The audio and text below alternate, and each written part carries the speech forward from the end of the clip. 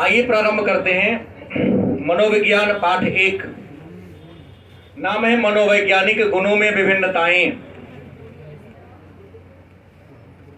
पिछले 2 दिनों से हम लोग इसी टॉपिक पर चर्चा करते आ रहे हैं, मनोवैज्ञानिक गुणों में विभिन्नताएं। इस क्रम में हम लोगों ने बुद्धि और बुद्धि की परिभाषा को पढ़ लिया है। इसके अतिरिक्त व्यक्तिगत विभिन्नता को पढ़ लिया है।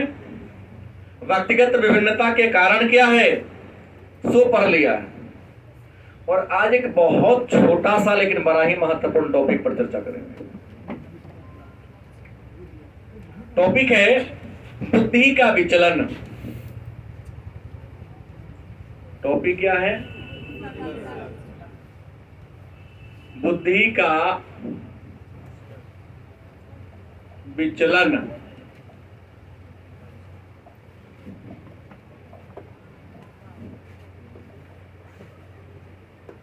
विचलन का मतलब होता है आगे पीछे या ऊपर नीचे, थोड़ा आगे या थोड़ा पीछे होना।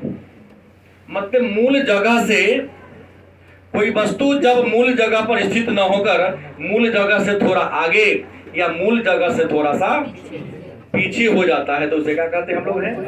विचलन कहते हैं। क्या कहते हैं? मनोवैज्ञानिक व्यक्ति की मानसिक क्षमता,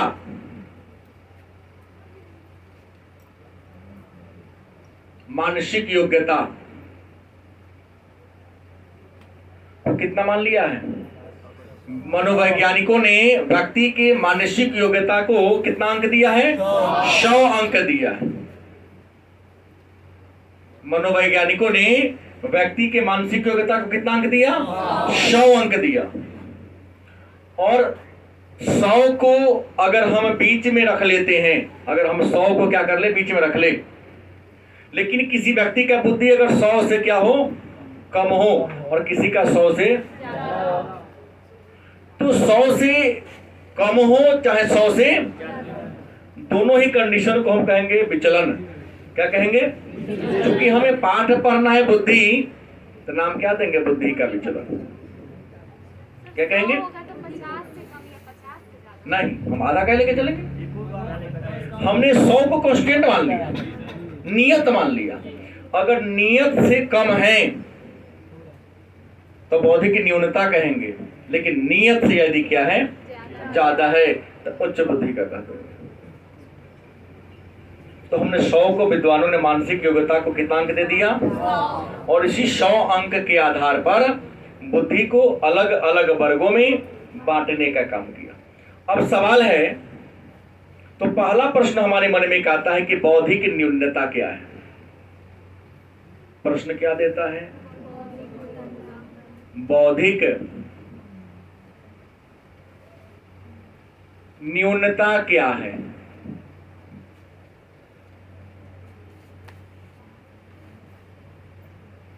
या बौद्धिक न्यून बालक किसे कहते हैं? तो कहता है कि जिस बच्चे का, जिस बालक का या जिस व्यक्ति की बुद्धि लब्धि सामान्य बुद्धि लब्धि से क्या हो? गलत किसे? जिस बालक का, जैसे मानसिक योग्यता को हमने कितना माना? 100 माना। अंदर आके बैठो, बाद में बात करेंगे। अगर मान लिया हमने किसी के मानसिक योग्यता को क्या मान लिया, लेकिन अगर किसी की मानसिक योग्यता 100 से क्या हो, उसे क्या कहेंगे? बौद्धिक न्यूनता कहेंगे। लेकिन अगर किसी की बुद्धि लब्धि 100 से क्या हो, उसे क्या कहेंगे? उच्चता कहेंगे। उच्च बुद्धि का बच्चा है। हमने एवरेज कितना मान लिया? तो अगर किसी व्यक्ति की बुद्धि 100 है तो उसे औसत बुद्धि का बालक कहेंगे, कोई दिक्कत। लेकिन यदि 100 से कम होगा तो बौद्धिक न्यूनता, 100 से ज्यादा हो गया तो बौद्धिक उच्चता। लेकिन अगर 100 से बहुत ज्यादा कम हो गया, 100 से बहुत ज्यादा कम होगा तो उसे हम क्या कह देंगे? मंद बुद्धि का बालक। लेकिन 100 से बहुत ज्यादा हो गया, बहुत कम होगा सीधे मंद कह देंगे, इडियट, एक शब्द में। लेकिन 100 से बहुत ज्यादा हो गया तो हम आगे झुका देंगे अति उच्च, उच्च के नहीं, अति उच्च बुद्धि का बालक कर देंगे। गलत से सबका होता है ना, सामान्य, सामान्य से ज्यादा, सामान्य से बहुत ज्यादा नहीं, मोर देन, आप लोग अंग्रेजी प्रयोग करते हैं, चाहे गुड, बेटर, बेस्ट। गुड है, ठीक है, अच्छा है, बेटर उससे अच्छा है, बेस्ट सबसे अच्छा है। हम यहाँ पर शब्द का प्रयोग करके आपको समझा सकता हूं। तो प्रश्न है कि इन बातों को, बुद्धि के सिद्धांत और बुद्धि के प्रकार को जानने से पहले हम एक 2 नंबर का प्रश्न आप सबको समझाना चाहते हैं। सबसे पहले हमको ये जानना है कि बुद्धि लब्धि क्या है। बुद्धि लब्धि अंग्रेजी में शॉर्टकट में कहते हैं IQ। ये बुद्धि लब्धि है क्या? Intelligence quartile. बुद्धि लब्धि है क्या? बुद्धि लब्धि कहते किसे? तो व्यक्ति की जो मानसिक योग्यता होता है, मानसिक योग्यता को यदि हम अंक में प्रदर्शित कर दे तो उसी अंकिक योग्यता को हम बुद्धि लब्धि करते हैं।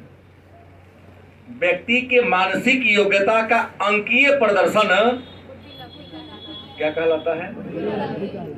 और अंकीय प्रदर्शन के आधार पर ही व्यक्ति को अलग अलग कैटेगरी में बांटा गया है, और अलग अलग कैटेगरी में बांटकर उसके लिए अलग अलग शिक्षा की व्यवस्था की गई है। और यही आधार पर बड़े बड़े विद्यालयों में section A, section B, section C, section D, और हर एग्जाम के बाद डी के बच्चे को अपग्रेड करके ए में भेजा जाता है, और एक सेक्शन के बच्चे को डिग्रेड करके प्रदर्शन अच्छा तो डी ग्रेड में रखा जाता है। क्योंकि समान बौद्धिक क्षमता वाले बच्चे को समान क्लास में बैठा के पढ़ाया जाए तो सबका विकास होगा, लेकिन विविधतापूर्ण बुद्धि लब्धि के बच्चों को समान कक्षा में बैठा के पढ़ाया जाए तो सभी बच्चे का ऑलराउंड डेवलपमेंट नहीं होगा। आप किसको बेस मान के पढ़ाओगे क्या? इसलिए हमारी सरकार ने व्यवस्था किया कि बच्चा ज्यादा है तो उसको समान लेवल को बरकरार रखना है, बनाए रखना है। आपको वर्गीकरण कर देना, 19-20 को जोड़े रख सकते हैं, 15-20 को जोड़े नहीं रख सकते, सेक्शन बांटना है। तो बुद्धि लब्धि का सूत्र है, बुद्धि लब्धि का सूत्र जिस विद्वान ने दिया उनका नाम था टर्मन या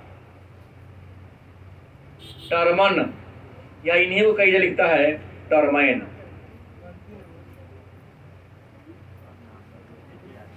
किताब में तीनों लिख देता है, आप एसपीडी में टर्मैन ऐसा लिखा है, एनसीईआरटी में लिख दिया, कई जगह टर्मैन, कई जगह ऐसा टर्मन लिख देता है। कोई नहीं, तीनों एक ही है। और इसी व्यक्ति ने बुद्धि लब्धि IQ का संप्रदाय दिया, बुद्धि लब्धि का सूत्र दे दिया। और बुद्धि लब्धि का सूत्र क्या होता है? बुद्धि लब्धि का सूत्र इन्होंने क्या दिया? तो बुद्धि लब्धि का अगर सूत्र की बात करें, सूत्र को हम सामान्य भाषा फॉर्मूला कहते हैं। गलती की सही? तो क्या लिखा? बौद्धिक आयु। क्या लिखा? बौद्धिक आयु बटा वास्तविक आयु गुने। अब यहां पर एक प्रश्न आता है, किसी व्यक्ति की बुद्धि लब्धि की ना पता लगे, कैसे पता लगाएंगे? क्लास में जितने बच्चे बैठे हैं हम कैसे जांचेंगे कि अमुक बच्चा बहुत ज्यादा बुद्धिमान है और अमुक बच्चा एकदम जड़ बुद्धि का है? जनरल इडियट, महामूर्ख, गोबर गणेश, अकल का पुतला, अकल का दुश्मन।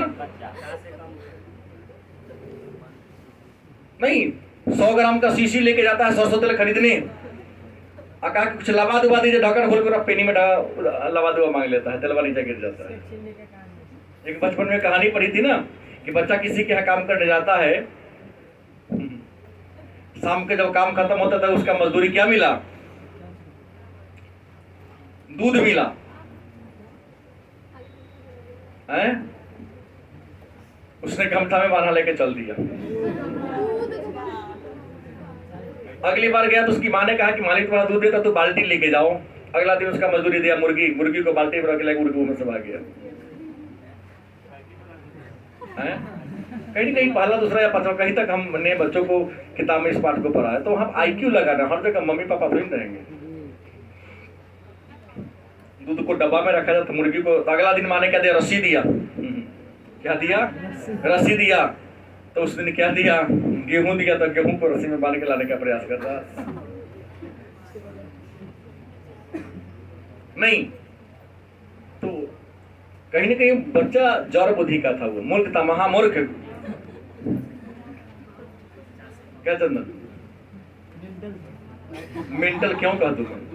तो बुद्धि लब्धि का सूत्र है बौद्धिक आयु बटा वास्तविक आयु गुना 100। और बुद्धि लब्धि का सूत्र कौन दिया? टर्मन ने दिया, टर्मन महोदय ने दिया। 2 नंबर का प्रश्न पूछ सकता है कि बुद्धि लब्धि के सूत्र को लिखें या बुद्धि लब्धि को परिभाषित करें। तो व्यक्ति के बौद्धिक आयु में वास्तविक आयु से भाग देते हैं और उसमें 100 से गुना करने पर जो भागफल प्राप्त होता है उसी को हम बुद्धि लब्धि के नाम से। क्या मैं वही ना बोला हूं जो लिखल है? बुद्धि लब्धि का सूत्र लिखे तो व्यक्ति के बौद्धिक आयु में वास्तविक आयु से के भाग देकर 100 से गुना कर देते हैं और जो भागफल प्राप्त होता है उसे क्या कहते हैं? या जो गुणनफल प्राप्त होता है उसे हम बौद्धिक बुद्धि लब्धि के नाम से। और बुद्धि लब्धि का संप्रत्यय या बुद्धि लब्धि का सूत्र टर्मन नामक मनोवैज्ञानिक ने दिया। मन में एक प्रश्न होगा, सर तो बुद्धि लब्धि निकालेंगे कैसे? तो बुद्धि लब्धि निकालने का सूत्र दिया है, आप समझे नहीं। तो इसको हम एक उदाहरण देके समझा रहा हूं। वास्तविक आयु कितना है हर बच्चा जानता है, और हम वास्तविक आयु, खड़ा होइए श्रीमान, आप ही का बुद्धि जांच करने का हमको नॉलेज। खड़ा होइए, क्या नाम है? मनीष का बुद्धि लब्धि में मापने चल रहा हूं। मनीष और क्या करके नाम है? अकेला मनीष है? आश्चर्य है। MRST सबसे नाम, MRA से नाम ज्यादा होता है, A से सैकड़ों की संख्या में R से नाम है, एक तो नहीं है। मनीष का बुद्धि लब्धि निकालते। मनीष कुमार, आपका वास्तविक उम्र कितना है? 18 साल के आप है, तो हम नहीं चलेंगे कि 18 साल। ठीक बोला। वास्तविक आयु इसी को अंग्रेजी में कहते हैं CA क्रोनोलॉजिकल एज, मान बौद्धिक आयु, MA मेंटल एज। क्या जी?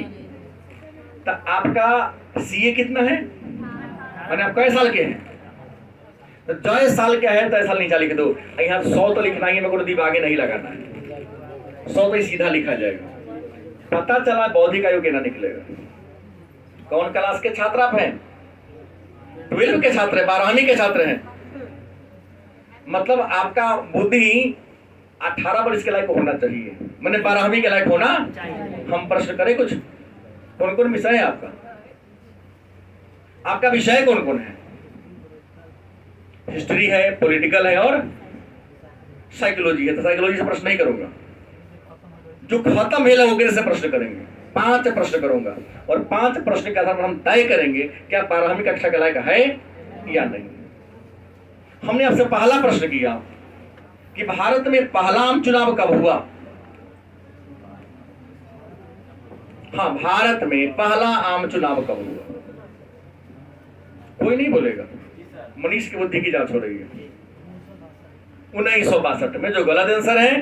भारत में पहला आम चुनाव 1952 में हुआ था। दूसरा प्रश्न, वर्तमान समय में भारत में राष्ट्रीय राजनीतिक दल की संख्या कितनी है? वर्तमान समय में भारत में राष्ट्रीय राजनीतिक दलों की संख्या कितनी है? मनीष कुमार, मैं पहले बोल दे रहा हूं, 5 प्रश्न करके मैं आपकी बुद्धि का पता नहीं लगा सकता हूं।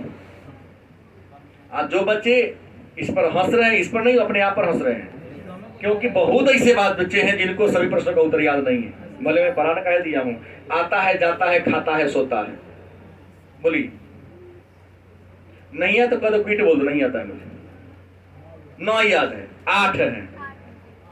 आप 12वीं के छात्र है, कॉमन छोटा सा प्रश्न 9वां के बच्चा को पढ़ना है, राजनीतिक दल 9 क्लास में पढ़ना है। तीसरा प्रश्न आपसे प्रश्न है मेरा,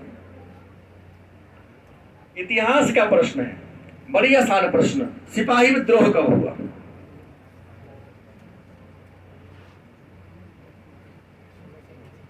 $1685 में। हम तो नहीं पढ़ाए हैं को, हमने तो पढ़ाया सिपाही विद्रोह 1857 में हुआ।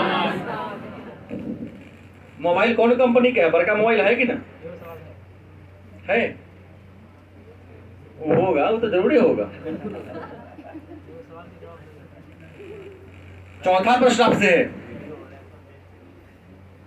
चौथा प्रश्न है पहले का पाठ से इतिहास का, मोहनजोदड़ो की खुदाई कब हुई? 1900? हम नहीं पढ़ाए, हमने पढ़ाया अपने बच्चों को 1922 ईस्वी में पढ़ाया। और पांचवा प्रश्न जो सबसे आसान प्रश्न, इंडिया गेट कहाँ है? कहला आप लोग जाकर जान के दुश्मन बने हुए हैं। अब इससे बात हो रही है, जो बोलेगा उसे प्रश्न कर देंगे हम, उसी के बुद्धि लब्धि जांच देंगे। ठीक है, आपने नई दिल्ली में बैठ जाइए। मतलब इन्होंने 80% प्रश्नों का उत्तर गलत दिया। अब हुआ क्या, जब 12वीं का उत्तर न देगा तब 12 से नीचे आएंगे, 11वीं का प्रश्न करेंगे। वह भी नहीं दिया तो 10वां का प्रश्न करेंगे, वह भी नहीं दिया तो 9वां का प्रश्न करेंगे, वह भी नहीं दिया तो हम 8वां का प्रश्न करेंगे। रियल कहेगा ना 90% लड़का 5वां का लायक ना है। सही बोल रहा हूं? कहो तो मैं जिस जोन होशियार अपने आप को कहता हूं, उसमें प्रश्न करके दिखा देता हूं। निमन कुर्ता पैजामा शॉर्ट पैंट पहन लेला से लमहर मोबाइल, ऐनक लेखन लमहर शीशा रखने से आदमी महान नहीं होता है। इंसान कपड़ा और मोबाइल से उसकी पहचान नहीं, इंसान की पहचान और बड़प्पन उसके सिद्धांत और विचार से होता है। इंसान अपने विचार से महान होते हैं। और आज का जो मेरा नया पीढ़ी आ रहा है, वो सोचता है कि हम ड्रेस से महान बन जाएंगे।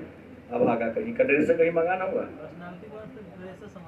यहाँ पर्सनालिटी पढ़ाऊंगा आपको, पढ़ाना साइकोलॉजी में पर्सनालिटी क्या है। लोग कहते हैं कोई कितना अच्छा बोलता है, कितना अच्छा चलता है, कितना स्टाइल से कपड़ा में, नहीं। पर्सनालिटी का मतलब ये नहीं होता है। ये पर्सनालिटी तो तुम्हारे और हमारे नजर के लिए है। रियल में पर्सनालिटी वो होता, अमिताभ बच्चन अगर पुराना कपड़ा ही पहन के आ जाएंगे, शाहरुख खान अगर आ जाएंगे, नरेंद्र मोदी अगर आ जाएंगे, लेकिन सारे लोग उनके प्रति पीछे भागेगा। अब तुमको बिल मेंटेन में जाओ ना, तुम्हारे पीछे तो कुत्ता भी नहीं जाएगा। हाँ, रोटी लेके रहोगे तब जाएगा तुम्हारे पीछे। क्या तो ये लालच हुआ ना, बिना लालच के तुम्हारे पीछे पड़े तब समझना कि हम काबिल है, महान। उत्तर न करा वैसे, हमने सीधा कहा कि इनसे मैंने 12वीं का प्रश्न किया, 12वीं का उत्तर मनीष कुमार ने नहीं दिया। तब बताइए इनका बौद्धिक हम कौन कक्षा के लेते? 11वीं का। अगर हमसे कहा जाए तो मैं इनसे 2 प्रश्न और कर लेता हूं। खरा हुए श्रीमान, 8वां का प्रश्न है, सिपाही विद्रोह 8वां में ही पढ़ना था। छोड़ो बात को, करंट प्रश्न, भारत के उपराष्ट्रपति का नाम बताइए वर्तमान। ये तो हर क्लास का लेकर जाता है, इंडियन है तो जानना पड़ेगा।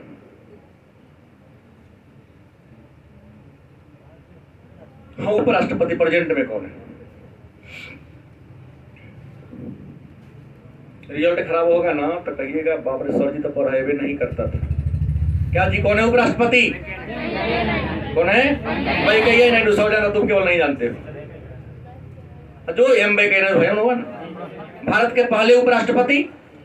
आप बोलेंगे भारत के, हम प्रेजेंट बोला हूं, प्रथम उपराष्ट्रपति को होते हैं। शिक्षक दिवस आएगा ना तो सबसे अगर शिक्षक दिवस ना मनाओ, पूर्व मिलेगा तो अपराधी देशद्रोही का सजा तुम लोगों को दे देना चाहिए। भारत के प्रथम उपराष्ट्रपति जिनके नाम पर शिक्षक दिवस मनाते हैं। तमाशा करता है कुछ कोचिंग वाला, डांस करेगा, ये छोटा सा कितना मास्टर बन गया पता नहीं चलता है। उस महापुरुष के नाम का बदनाम कर रहा है। आएगा तो लड़का ऐसा मुंह में लगा, हम तुम्हारे बाबूजी की उम्र के हैं, तुम्हारा मुंह में किक लगाएगा, कोनो बात होगा? तुम्हारा जहां तक दायरा है, तुम्हारा दायरा पैर तक, वहीं तक रहो।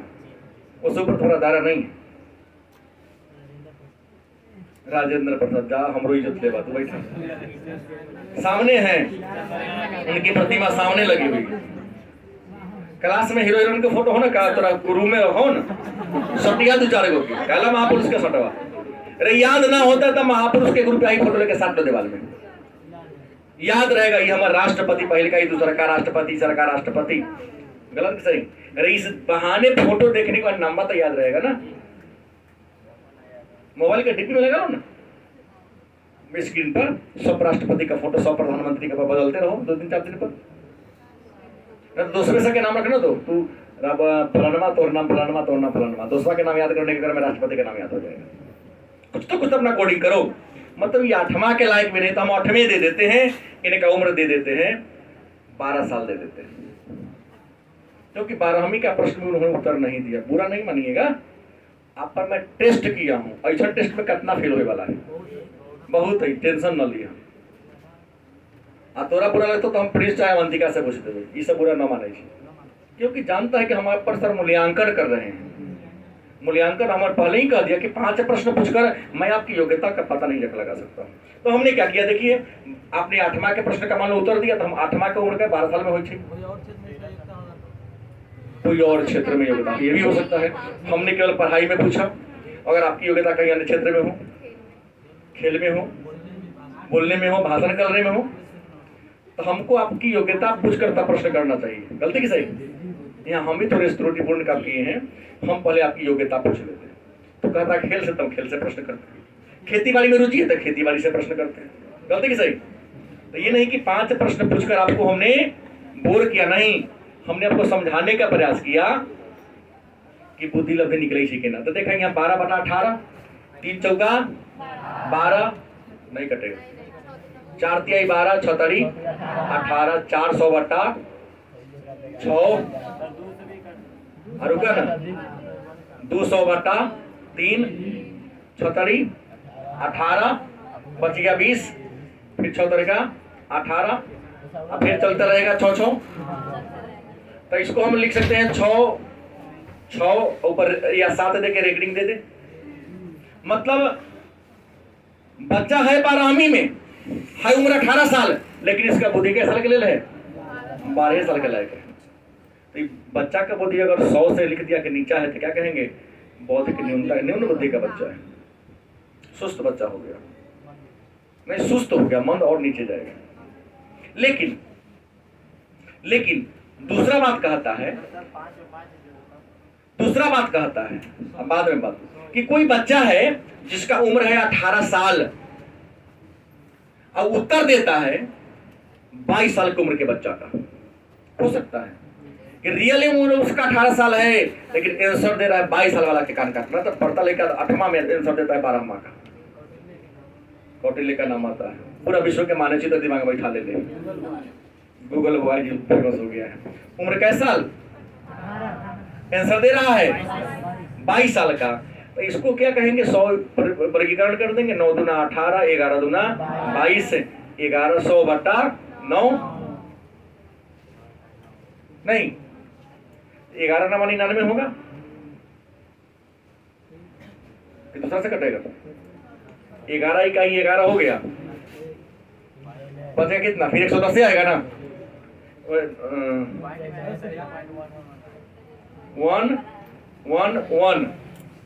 फिर आगे जाएगा ना, पॉइंट बढ़ेगा, मतलब 111 तक से ऊपर जाएगा कि नहीं जाएगा? तो 100 से ऊपर बढ़ गया ना, तो उच्च बुद्धि का बालक हो जाएगा। औसत उच्च बुद्धि का बालक 110 से जैसे ऊपर जाएगा तो औसत उच्च का कहलाएगा, औसत का नहीं कहलाएगा, औसत उच्च बुद्धि का बच्चा कहलाएगा।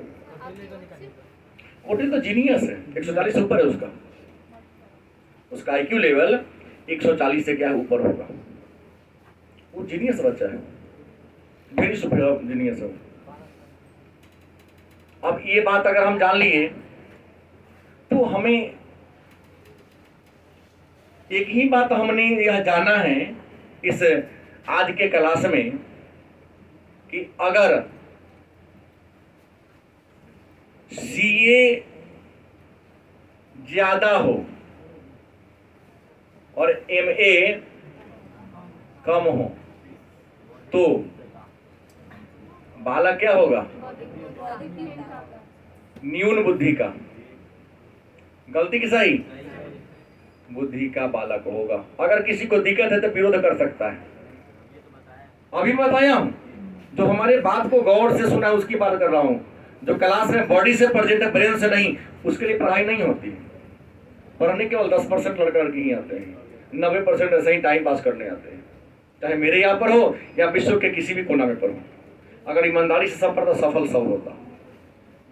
कहीं कहीं आपके ईमान में खोट है। क्या प्रिंस? दूसरा हमने कहा उलट दो, अगर सीए कम हो तथा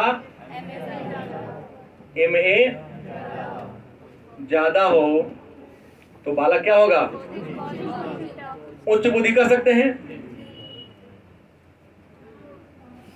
उच्च बुद्धि का बालक होगा। नहीं, उच्च के बाद आगे बढ़ते ही जाएगा, हमने कम नहीं ना कहा। लेकिन एक और प्रश्न आ गया,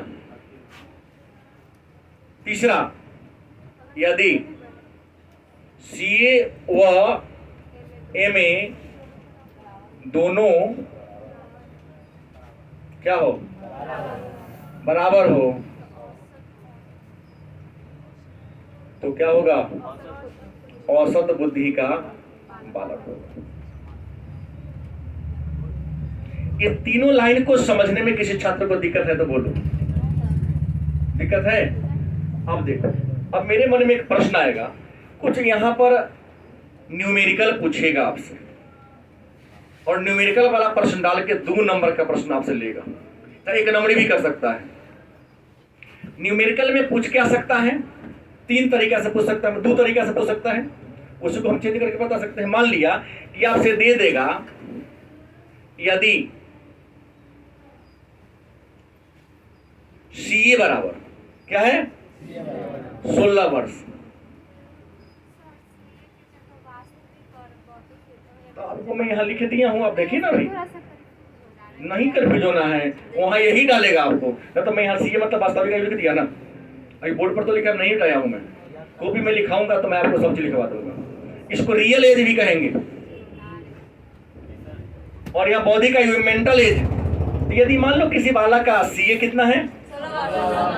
16 वर्ष है, और एमए मान लो 18 वर्ष है, तो आईक्यू बराबर हो 8। क्या होगा? दिमाग नहीं लगाना है, बड़ी आसान उत्तर है।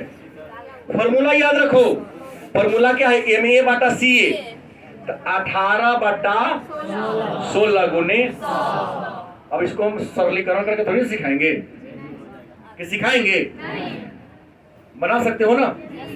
लेकिन दूसरा कंडीशन कर सकता है, एक दूसरा कंडीशन आ सकता है कि मान लो सीए आ गया 20, एमए कुछ नहीं दिया, और आईक्यू दे दिया आपको 120। दोनों के ना देगा, कोई एक डाटा रहेगा तो ना बनेगा, तब के ना निकलेगा, क्यों निकल जाएगा? अभी के ना निकलेगा। यदि सीए दिया हो, एमए नहीं दिया हो, आईक्यू दिया हो, तो इसका निकालने का इसका भी तरीका है। और इसको निकालने के लिए आप क्या करेगा? फॉर्मूला क्या कहता है? 1/20 गुने 100 बराबर। इसको सरलीकरण करो, जिसे गणित आएगा बनाएगा, नहीं आएगा नहीं बनाएगा। हाँ, मानना ही पड़ेगा, कि कुछ ना कुछ तो मानना ही पड़ेगा आपको। गलत कि सही? कई बार कंडीशन इसी को पलट सकता है, कई बार कंडीशन क्या करेगा?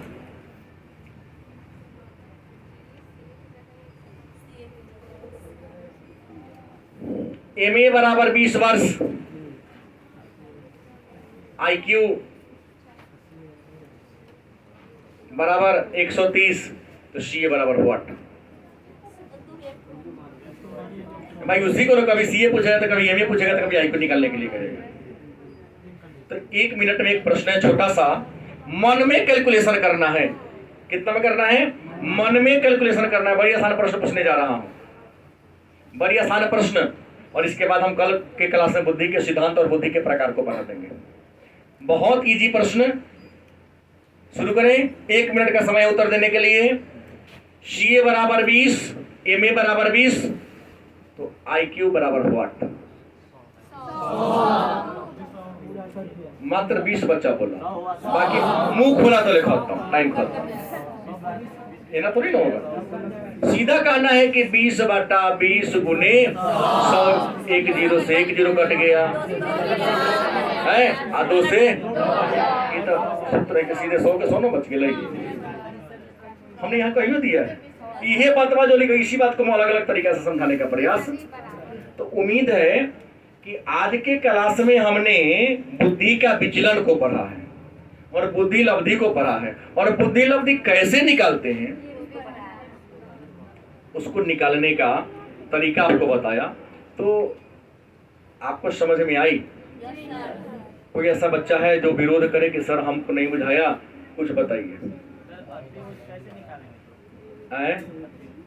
अति उच्च कैसे निकालेंगे, ये कोई मुद्दा